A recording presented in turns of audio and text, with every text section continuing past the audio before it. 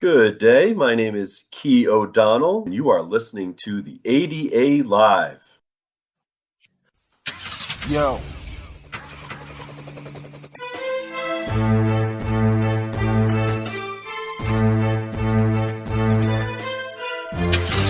All right, let's roll. Let's go.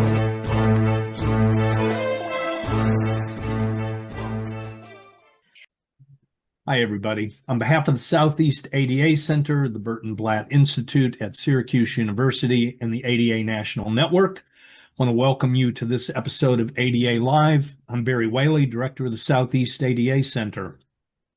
Listening audience, if you have questions about the Americans with Disabilities Act, you can use our online form anytime at adalive.org, or you can call the Southeast ADA Center at 404-541-9001.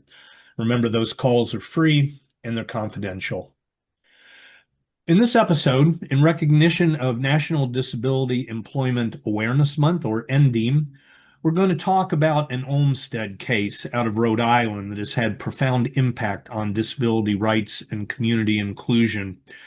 As a reminder, the Olmstead decision of 1999, the Supreme Court said that unjustified segregation of people with disabilities is a form of unlawful discrimination under Title II of the Americans with Disabilities Act.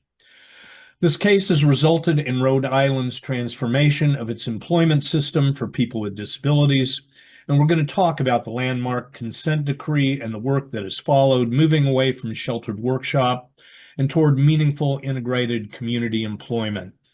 I couldn't think of a better guest to talk us through this than Key O'Donnell. Key's the Director of Community Day, Youth and Transition, and Employment Services at the Fogarty Center in Providence. He's been a steady guide in this work alongside families, advocates, and policymakers. So, Key, thanks for joining us today. Thanks, Barry. Glad to be here. Let's start by talking about you. If you could give us a little of your background, both personally and professionally, and how did you come into this work? Well, Barry, I'd say, like good job development, who does everyone love to talk about? So I will expound for a moment. My name's Kiernan Key O'Donnell, as Barry mentioned. I identify as a family member. And in the days before daycare, my mother worked as a community resource advocate for the ARC. And I would be in the workshops with other people with disabilities side by side making buttons. I am really good at making buttons. And also that propelled me when there was opportunity to work for a provider in Rhode Island, the Fogarty Center, which was actually, if not the first, one of the first providers to help people out of institutions and towards a community life, named after the late Congressman, also known as Mr. Public Health, John E. Fogarty. Having that opportunity to work at the Fogarty Center, also have had a chance to link up with fellow advocates through the Rhode Island and National Association of People Supporting Employment First, or APSE, which I currently serve as co-president of the state chapter and on the national board. I've got some other friends that I do some work with out of our University of Center of Excellence on Developmental Disabilities at the Paul V. Sherlock Center at Rhode Island College, where I do serve as an instructor and also a consultant through the Office of Disability Employment Policy, having a chance to network with people from other states and tackle common goals.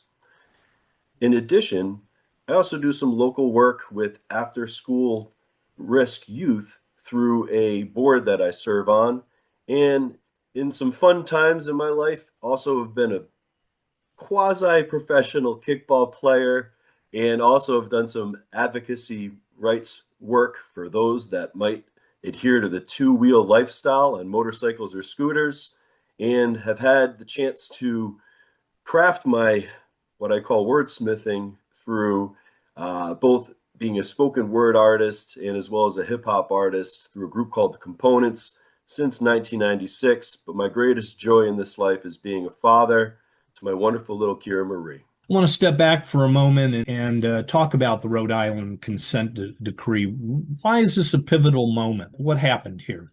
The tragedy here is that at one point Rhode Island was a leader in services, but over the course of time we lost our way. Following an investigation from the Department of Justice, Civil Rights Division, Rhode Island was found in violation of the Americans with Disabilities Act, or ADA, and the Olmstead decision, specifically not supporting people in the most integrated day activity service settings appropriate for their needs, and by placing transition age youth at serious risk of segregation.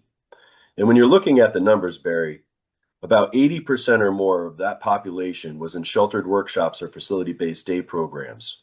Only 12% would be in what we consider integrated or inclusive employment, and nearly half of the workshop population had been in for over 10 years or more, earning an average of $2.21 an hour. Additionally, there were these pipelines, namely from the Birch Vocational School, in which students would perform this bench work or sheltered work. Then they were placed directly into adult services doing the exact same thing, sometimes for the rest of their lives. Essentially, they were given no choice or opportunity to even consider pursuing real work. Let's keep in mind that many people felt as though this was all that people with lived experience could do in terms of work, and shifting expectations was just as important as those resources. Two great films I'd encourage people to check out that capture the history of Rhode Island are The Ladd School Lessons, that's LADD, and a filmmaker by the name of Dan Habib's Intelligent Lives. Consequently, this resulted in two legal actions. First, targeting the youth, again, exiting high schools at that same time, known as the Interim Settlement Agreement, and then also the Rhode Island Consent Decree. So what year was the consent decree signed, Key? The consent decree was brought into law and signed in 2014 following the investigation.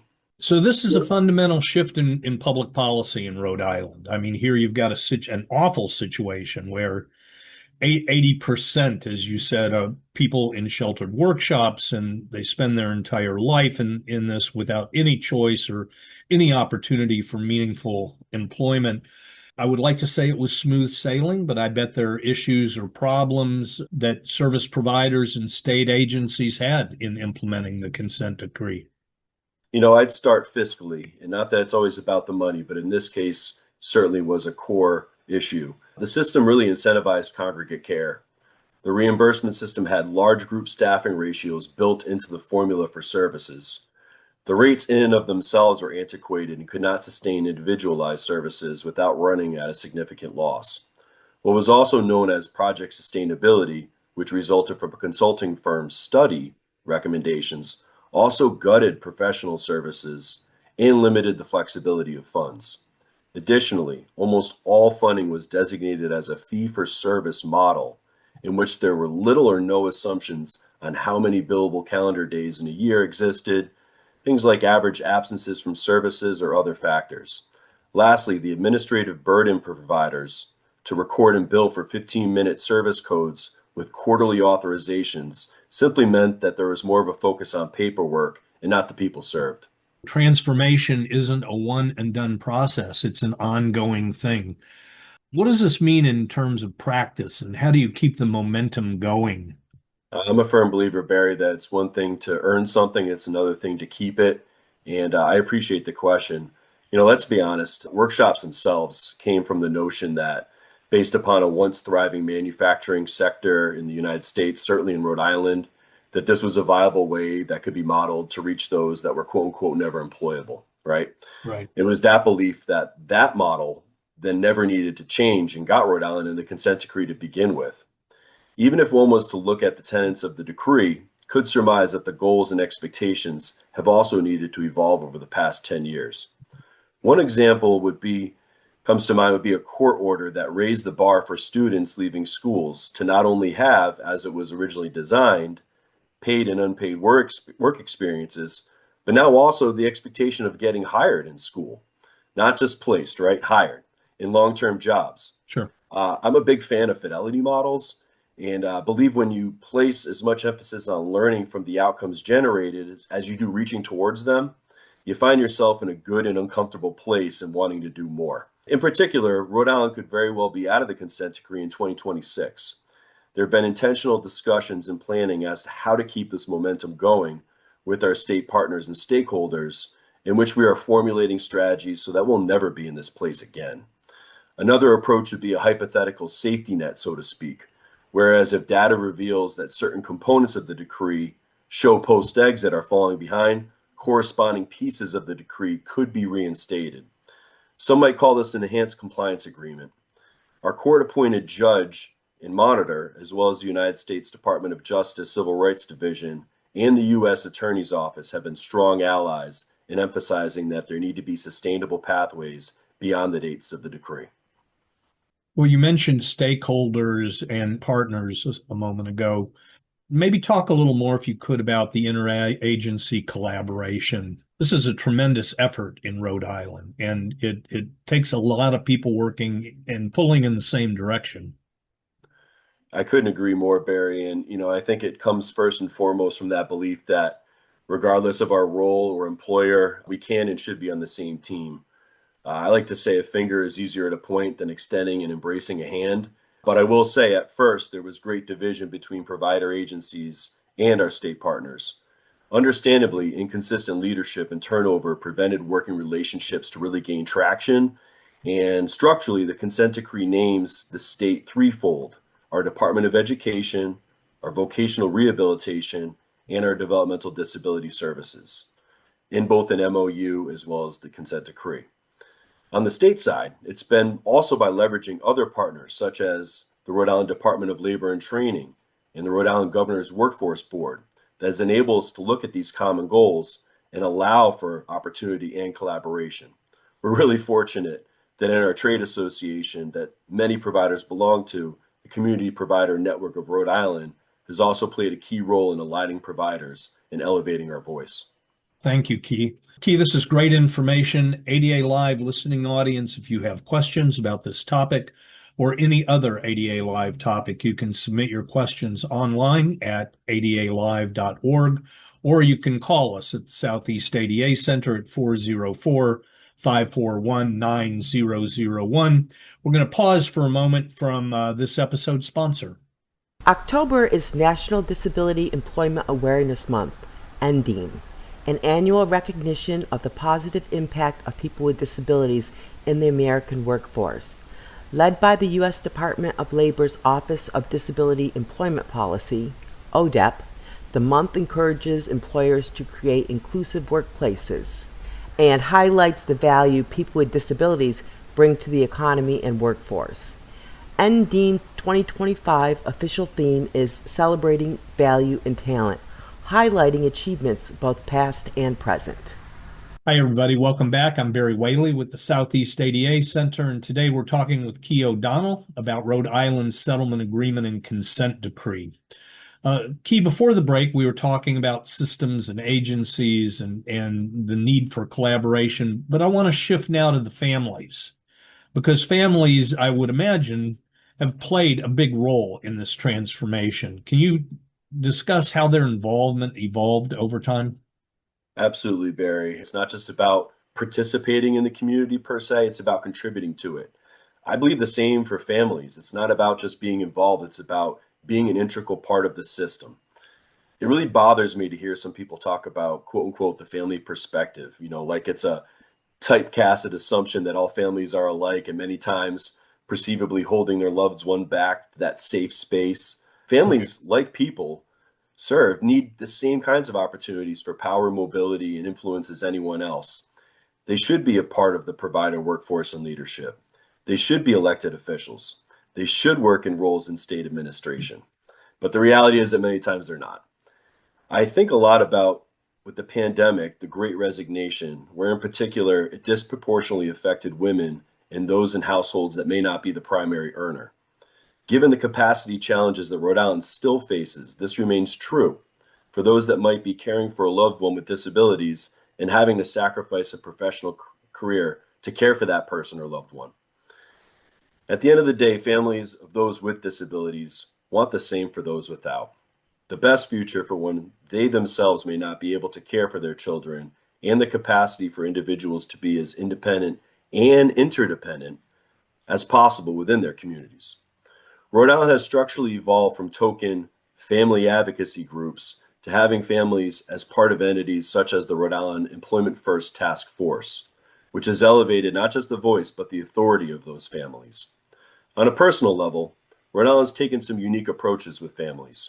Two things that come to mind are the emphasis on work incentives and benefits planning information, as well as adopting the Family Employment Awareness Training Model, known as FEAT, both conducted by our University Center of Excellence on Developmental Disabilities, or UCED, the Paul V. Sherlock Center at Rhode Island College. As we know, myths around earnings and benefits can be a scary beast. Rhode Island's three-tiered approach of solid written and vignette information helps provide a wide net to share in digestible ways this information. Secondly, the group work incentives information sessions offer an opportunity to learn about these tools while getting families together that may have been hesitant to approach this for a variety of valid reasons. But I'll tell you, when you get families together in the same room, there can be a really potent effect. Yep. It's about busting myths. We are all familiar with those one-on-one benefit services, and like any good pyramid, do feel that the base of what I reference also supports the peak. Family Employment Awareness Training, or FEAT, has taken on two veins and modeled after the design originally constructed from the University of Kansas Beach Center on Disabilities. Both offer a plethora of information, resource experts, but more importantly, an opportunity for families and individuals that once had valid concerns about employment, now on that other side of the table, sharing experiences and insights for those that currently may not have that buy-in. One traditional focuses on the youth leaving high school, the other for adults. And I think when we talk about transition, especially around employment, this isn't about just an age, but rather a place and time in one's life. Well said. Key, I've often heard you emphasize the power of struggle of success stories. Why is it important to keep those stories visible, even when the going gets tough? We're all familiar with those quote unquote success stories, right? That typically feature the outcomes of a person, usually without significant support needs, posing at the proverbial finish line, shining and glistening with inspiration porn, achieving what really should be the norm for anybody. We as a system have made the messaging more about self-serving recognition of what, as paid supports, we did, not what they did, not what really we should. Also, many times when I'm working with families or those that work with people with more significant support needs, that notion of a success story actually has the opposite effect. It becomes the alienation that my child is nothing like them, they'll never be like them, and they'll never get a job. It's about what strategies, what struggles, the real occurred that lead to the success. Just like you and I, right? It's a job to get a job. Job seekers with disability deserve the same right to risk and ownership as anybody else. It's in that sphere that we can be honest, relate, find more buy-in when it comes to employment opportunities and access. Personally, I've found customized employment to be one of those strategies that unearths the belief that employment can be possible because simply it's an innovative and unique approach to adding value and improving a business's bottom line. It's as important to give a wide perspective when it comes to the strategies and the struggles to success employment in those stories as well. Meaning, how are we capturing that business voice, right? Sure. This is also where I see what I like to call the shared success model, or where under valued workforce, right, DSPs that might be having things like employment services stacked on them, let's highlight the professional development of that workforce that also supports the people that are out working. Lastly, we need to get better at embracing what I call success, large and small. And, what we might perceive to be significant might be from our own biases and point of view. If you agree, a person who is reluctant to even having the conversation around employment can be just as important as having that as another being hired if we try to keep things person-driven. Just as someone for a variety of reasons still needing some degree of an on-site paid support, that's just as significant when it comes to success as someone who might not need on-site paid supports. All are successful, all speak to the person self-determining their success and not the system's version of it. You mentioned customized employment, and some of our listeners may not be familiar with that term. Can you briefly tell us what you mean by that? Absolutely. If traditional hiring methods for people with lived experience worked, I'd be out of a job. So I think sometimes we need to look at not just what businesses are hiring, but using resources like labor market information to connect with all businesses. I find, especially in Rhode Island, where over 90% of the businesses have less than 20 employees or more that hire about 50% of the workforce, those are people who I'm able to make connections with and learn about their business. I'd use Dr. Richard Luking's approach, which is a four-step strategy to describe customized employment, which is first, through the discovery process, understanding a person's unique strengths, interests, abilities, social capital, and then second, developing an employment plan individualized to that person. Then third, based upon learning about a business, identifying what types of maybe unmet needs the business has, using a variety of different approaches, maybe restructuring, maybe carving, number of different ways to then meet those unmet needs, add value to the business, and develop a match. And because we're talking about careers, not just jobs, Barry, would also say that follow along, whether they're paid or unpaid supports, but a nice retention plan so that person doesn't just stay, in that job, but maybe has an opportunity to grow or maybe move on like you or I would. Thanks, Key. Let's turn our attention back to some lessons learned in Rhode Island. What are some best practices that you've developed that other states could learn from? Sure. So, although a lot's been generated out of Rhode Island that could be considered emerging or best practices, I would also add that there's a lot of national wisdom and resource out there. In particular, the benefits of being connected with the Association of People Supporting Employment First, or APSE, professional development and advocacy organization that's been cultivating best practices for decades. Rhode Island had coincidentally formed a chapter during the onset of the consent decree and it's been an integral factor in not only advancing the field forward, but given a sense of community, which has strengthened our efforts as a whole. Stateside, we've adopted strong expectations that include certification standards, such as requiring an Association of Community Rehabilitation Educators, or ACRE certification, to bill for services related to employment, or other state-approved training, and or being a credentialed supported employment professional, which is also offered by APSE. Rhode Island's deliberate approach from eligibility at 14 years old to what I call a funnel of school-based self-determination career development model, or SBSDCDM, aka the longest acronym in history, means that not only are students leaving high school with direction, but expectation to hold the adult system accountable with continuity. Also, some grant funds have allowed providers in particular to pilot models and strategies to enhance employment outcomes, and also helped partner with existing workforce solutions like the Rhode Island Department of Labor and Training. I'd like to believe that it's all smooth sailing and everything has just been to form, but what are some of the setbacks or mistakes that you've seen in this transformation in Rhode Island? I like to use the term, it's a mission, not a competition. I don't think anyone in 2013 was opposed to the destination of a system that supports more inclusive lives, certainly including employment, but it was more of the, how do we get there Yeah. that needed honing. Imagine we all pile in the RV and, some of us say, we want to make that stop. Some of us say, we want to make that stop, and we struggle in getting to the place that we all want to get to.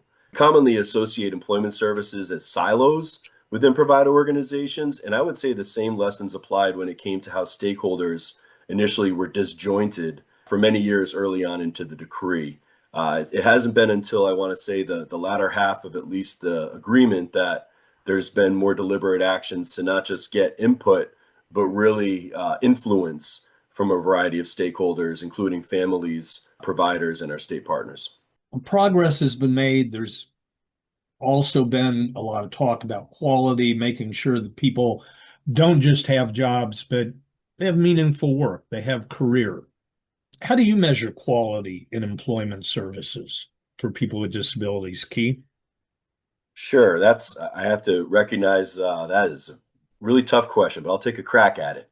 First and foremost, I think quality can and should be measured on an individual metric, right?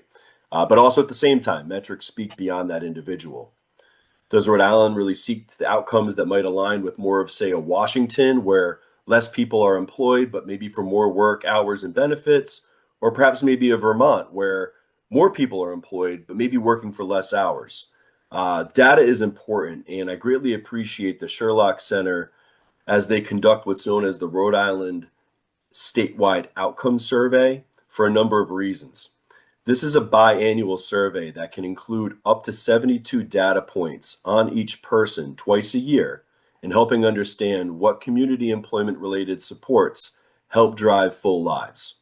Firstly, there's a deep dive into the accompanying data that might support the many pathways to employment, such as, how much time are people spending in the community, doing what, and with whom.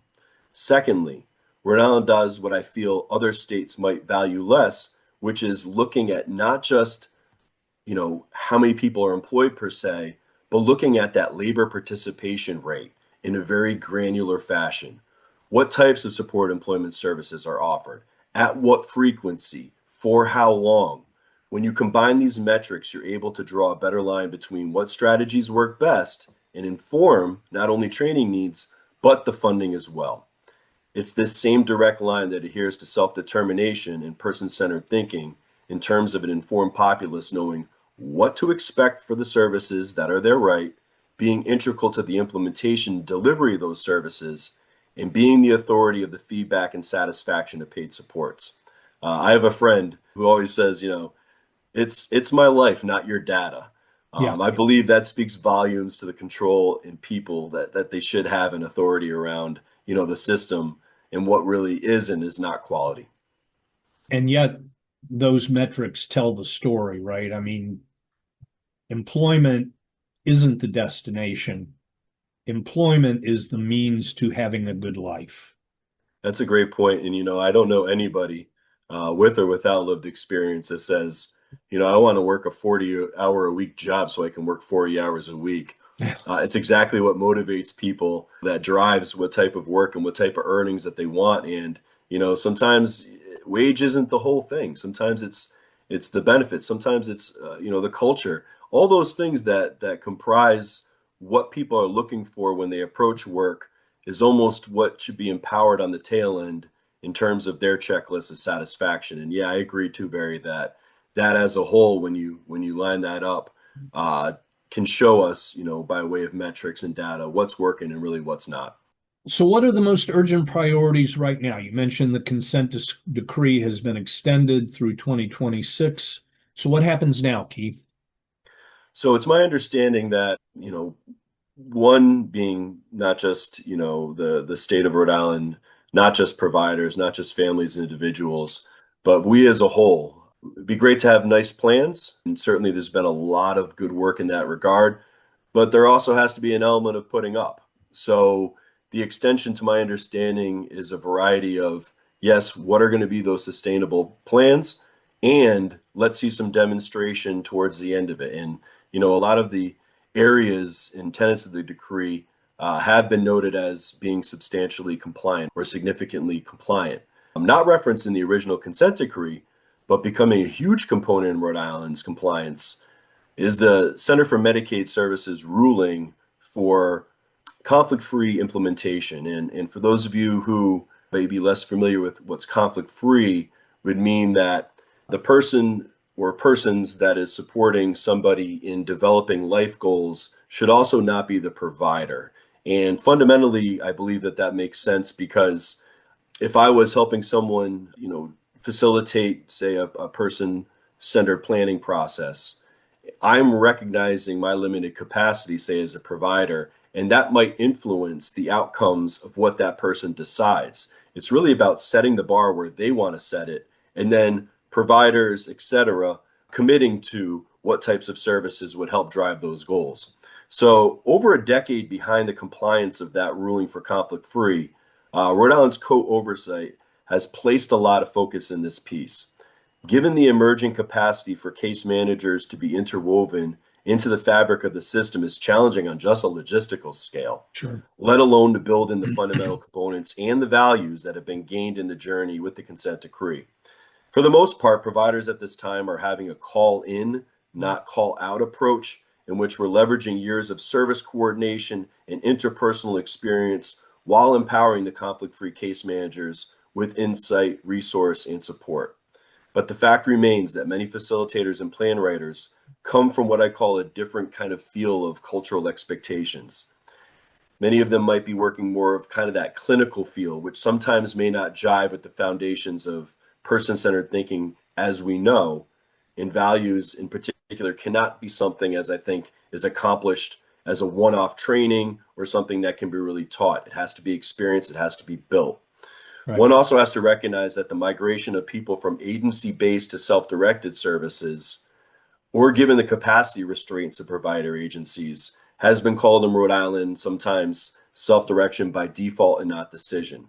Although individualized self-directed supports do hold a different degree of control, access to trained employment support professionals still remains a challenge for that population.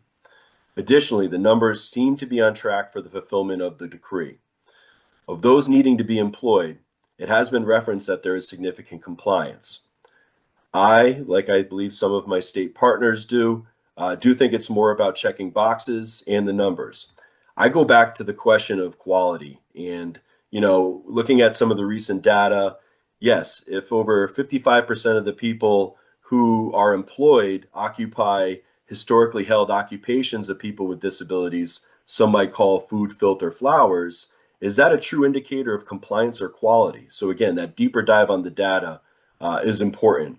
And lastly, the purview of the protected class and accompanying members identified in the consent decree is limited. So the spirit of the decree was that the expectations of these members were to be established for all people receiving Medicaid funded services moving forward. You see it the way I think many do. Civil rights can't and shouldn't be channeled to a select few, right? It's everybody, it's everyone's civil rights. And I Exactly. remain hopefully optimistic that these standards in which we established for those members extend as the baseline standard for years to come. These are things that simply can't and shouldn't be able to be unseen. So, Key, I want to end on a hopeful note here. What gives you the most optimism about the future of employment services and inclusion of people with disabilities, both in Rhode Island and across the country? Because you clearly have a national perspective. Well, I'd say with all of its challenges, this life has offered us a unique time and place where civil rights can be actualized for those that truly are the most intersectionally marginalized group in history, people with disabilities. Yep. Disability is part of every facet of humanity when you think about it. And how might we align allies to raising all ships with this tide? Whether you're a scholar or quite frankly, a productive rebel, as I like to identify as, the difference you can make is real. Look at all the correlating outcomes of empowering people with disabilities to be employed. We're lessening reliance upon federal and state funding. We're paying into the system by way of taxes, Yep. being a vessel of economic stimulus by spending money within the communities they earn it. And when America needs a workforce now more than ever, we're helping support it. There are so many reasons that elected officials run for office by way of campaign promises that we as the Employment First movement actually deliver on them. Let's find ways to make workforce investment a bipartisan opportunity where we all can be winners. Rhode Island's motto is hope, as established in our state flag, and truly believe that although there is still much work to do, we can be fueled by the inertia and ground gained in this movement together. Our hope is not empty, and encourage others to get more involved so that you too can be that change you want to see in this world. Thanks for being with us. This is very important information. Listeners, want to thank you for joining us for this episode. And as a reminder, you can access all ADA Live episodes with archived audio, accessible transcripts, and resources at our website, adalive.org. You can listen to ADA Live on the SoundCloud channel. Search soundcloud.com/ADA Live. You can download ADA Live to your mobile device. Go to your podcast app and search for ADA Live. As a reminder, if you have questions about the Americans with Disabilities Act, you can use our online form anytime at adalive.org or contact your regional ADA center at 800-949-4232. Those calls are free and they're confidential. ADA Live is a program of the Southeast ADA Center, the Burton Blatt Institute at Syracuse University, and a collaboration with the Disability Employment Policy Rehabilitation Research and Training Center, Our producer is Celestia Razda. With me, I'm Barry Whaley, Mary Mortar, Marcia Schwanke, Chase Coleman, and Stacy Kernison. Our music is from Four Wheel City, the movement for improvement. We also invite you to tune into our companion podcast, Disability Rights Today, for in-depth discussions on important court cases that shape disability rights and the Americans with Disabilities Act. You can learn more at disabilityrightstoday.org. Thanks for joining us. Happy NDEAM, and we will see you next episode. Helicopters over us. They watching.